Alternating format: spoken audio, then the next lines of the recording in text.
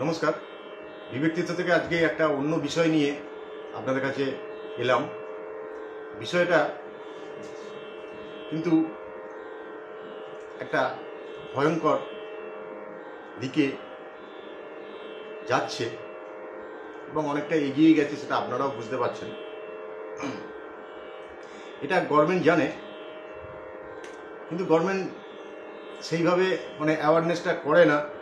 কেননা সব মানুষ তো একটু যে কদিন বাঁচবে একটু ভালো থাকতে চায়, মনে ভয় নিয়ে বাঁচার তো কোনো মানে হয় না।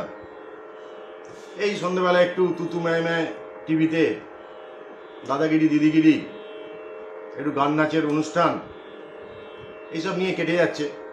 আর একটুখানি রাজনীতি, কে দাঁড়াবে কে জিতবে, এইসব নিয়েই কেটে যাচ্ছে। যে কতদিনই বা বাঁচবো, কতদিনই বা মানুষ বাঁচবে। তো যেটুকু বাঁচবে অন্তত এই একটা ভয় ভীতি নিয়ে পরবর্তী জেনারেশন কি করবে না করবে আমাদের বই গেল, তারা তাদেরটা দেখে নেবে। আর আমরা তো নিজের মতো থাকি, নিজের মতো আনন্দ করে বেরিয়ে যাই। এই জন্য গভর্নমেন্টও খুব একটা এইসব জিনিস গায়ে মাখে না, জানেন তো। কারণ গভর্নমেন্টের করার অ্যাজ কিছু নেই। কারণ এইটা তো শুধু আমাদের এই ভারতবর্ষের ব্যাপার নয়, সারা বিশ্বের ব্যাপার এটা। আপনি হয়তো মেনে চলছেন, কেউ মেনে চলছে না, তাতে -+0 তো কিছু হয় না। তো এই কথাটা বলার আগে আমার মনে পড়ে গেল, আমার মেয়ে তার মাকে মাঝে মাঝেই বলতো, তার মা যখন বেসিনে ধরুন কলটা খুলে কিছু ধুচ্ছে বা কিছু বাসন ফাসন মাজছে, কলটা খোলা আছে, মেয়ে বলতো যে তোমাদের তো অর্ধেক জীবন চলে গেল, কিন্তু এই জলটা তুমি যে নষ্ট করছো, এটা পরবর্তীকালে আমরা আর জল পাবো না। মায়ের সাথে একটু কথা কাটাকাটি হতো, কিন্তু আমি চুপ করে থাকতাম। আমি কিন্তু ওর অ্যাওয়ারনেসটা,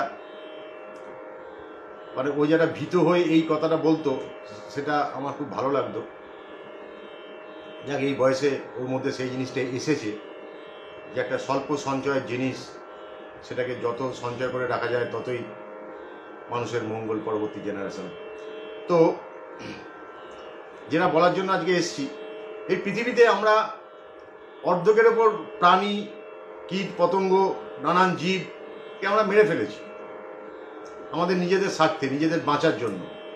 আর বাকি যে কটা পশু পাখি কীট পতঙ্গ জীব আছে, সেগুলোকেও আমরা সাবড়ে দেবো, পৃথিবীতে মানুষ ছাড়া আর কেউ থাকবে না।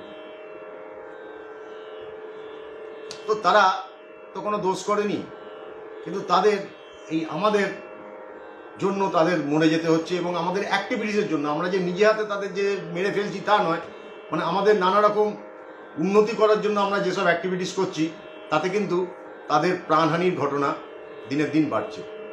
আমাদের আরও উন্নত হতে হবে, প্রযুক্তিগতভাবে আমরা আরও উন্নত হব। শুধু আমরা নয়, সারা বিশ্ব এই ধরনের উন্নতিটা হয়তো না করলেও ভালো হতো। কারণ সবই তো আমাদের পৃথিবীতে, সবাই তো মিলেমিশে আমরা আছি। তাদের মধ্যে বুদ্ধিমান সব থেকে হচ্ছে মানুষ।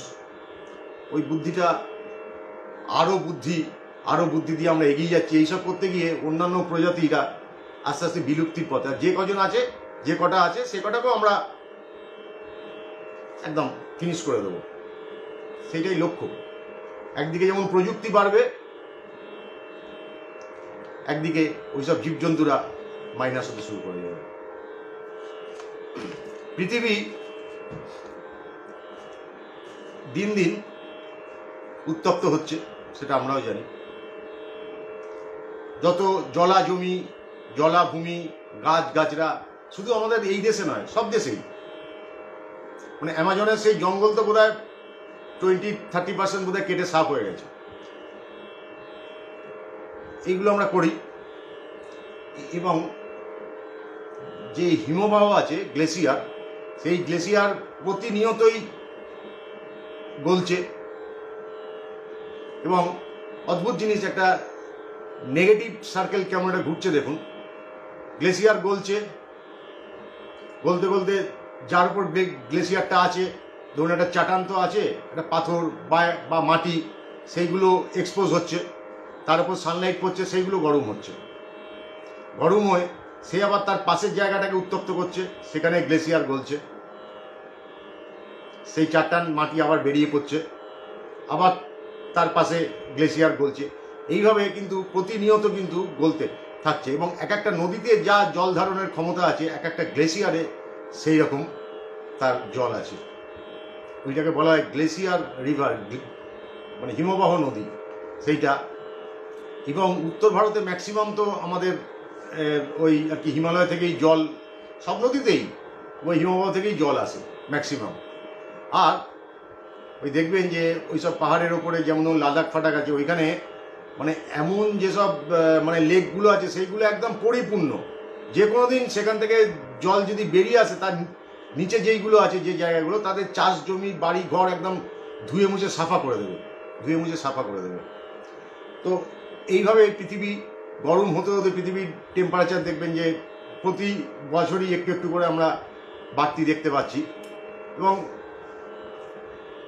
এই যখন সমুদ্র যখন বাড়বে এই গ্লেসিয়ারে, তখন পুরো জলাশয় তারপর থেকেই কিন্তু উত্তপ্ত, আর জল নেই কোথাও, খাবার জলটাও নেই। সমুদ্রের জল তো খাওয়া যাবে না, খাবার জলটাও নেই, এবং ফসলও ফলবে না। এর জন্য প্রথম কিন্তু, আচ্ছা, সারা বিশ্বে 800 কোটি লোকের মধ্যে 120 কোটি কিন্তু জনসংখ্যা যারা হচ্ছে খুবই নিম্নবিত্ত। তার মধ্যে ইন্ডিয়াতেই তো 80 কোটি মানুষকে বিনা পয়সায় খাবার দেওয়া হয় রেশনের সিস্টেমে, 80 কোটি। তার মধ্যে হয়তো 10% হয়তো যাদের কেনার ক্ষমতা আছে, কিন্তু ধরে নেওয়া যায় 70-75 কোটি তো সত্যি দারিদ্র্য সীমার নিচে।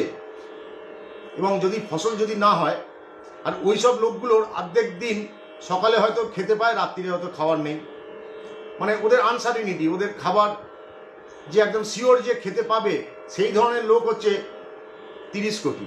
তো তাদের কোনো খাবারের কোনো নিরাপত্তা নেই। এবং ওই ধরনের মানুষরা, তার যা ইনকাম, তার মোটামুটি 80-90% তাদের খাবারেতেই চলে যায়। আর যারা একটু ধনী, তাদের ধরুন যা ইনকাম, তার থেকে 4 থেকে 5% টাকা খাবারের জন্য যায়, বেশি যায় না, কারণ তাদের জমানো আছে প্রচুর, ইনকামও প্রচুর, কিন্তু ওদের সেটা নেই। কিন্তু এই যখন জিনিসের দাম বাড়বে, যখন জল পাওয়া যাবে না, যখন 1 লিটার জলের দাম 1000 টাকা হবে, তখন ধনীরা হয়তো সেই জলটা এফোর্ড করতে পারবে, কিন্তু তারা তো পারবে না। সুতরাং যখন এই বার আসবে, যখন এই অভাবটা আসবে, তখন কিন্তু গরিবরাই আগে মারা যাবে। ধনীরাও মরবে, দগ্ধে দগ্ধে মরবে। তারা মানে এই সময় বললে দূর আমাদের এসি আছে। আচ্ছা, এসি ছাদে যে মেশিনটা থাকবে, স্প্লিট এসি, সেই মেশিনটা ঘরে বসে আছে, দেখলেন যে আর এসি চলছে না, উপরে গেল, দেখলো ভেতরে সার্কিট সব গরমে, উত্তাপে 50-60 টেম্পারেচারে তার সব গলে গেছে। এবার সিঁড়ি দিয়ে যে উপরে গিয়ে এসিটা করবে, সেই সিঁড়ি দিয়ে উঠতে উঠতে তার এই গরমেই স্ট্রোক হয়ে যাবে। সুতরাং নিস্তার কোনো জায়গায় নেই, গরিবরা আগে মরবে, ধনীরা পরে মরবে। এবং একটা জিনিস, মুসলিম যারা মৌলবী আছেন, তারা অনেক জায়গায়, ইউটিউবে দেখি, সব জায়গায় দেখি, তারা বলে যে আমাদের জনসংখ্যা বাড়াতে হবে, জনজোয়ার করতে হবে, আমাদের পৃথিবীটাকে আমাদের মুসলিম রাষ্ট্রের সমস্ত পৃথিবীটা করতে হবে। কিন্তু তারা এটা বলে, কিন্তু যদি পৃথিবী যদি বাসযোগ্য অবস্থায় না থাকে, তাহলে জনসংখ্যা বাড়িয়ে কি হবে? বাসযোগ্য অবস্থায় থাকলে না জনসংখ্যা থাকবে।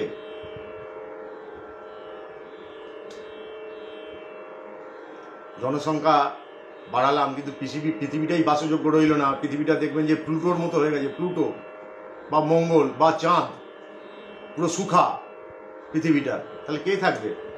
কিন্তু সবাই তো মারা যাবে না, কেউ কেউ তো নিশ্চয়ই থাকবে ইতিহাস লেখার জন্য। তাদের তো প্রশ্ন করবে যে তোমরা একই করে গেছো, পৃথিবীটা বাসযোগ্য অবস্থায় রাখোনি। সেই প্রশ্নের উত্তর তো ওদের দিতে হবে। সুতরাং লাস্ট কনক্লুশনে আসি, এর সবচেয়ে বেশি কারণ হচ্ছে জনসংখ্যা। জনসংখ্যা এত না হলে এত খেতি, এত জলাজমি ভরাট হতো না। সুতরাং জনসংখ্যা না কমালে, আপনি 2টো প্লাস্টিক বর্জন করলেন, বা 1 কিলোমিটার গাড়ি কম চালালেন, এসি একটু কম চালালেন, তাতে 5%-এর বেশিও লাভ হবে না। অন্তত 50% আমাদের কন্ট্রোল করতেই হবে, নাহলে সারা পৃথিবী কিন্তু একদিন। আজকে আসছি, আবার সামনের দিন দেখা হবে।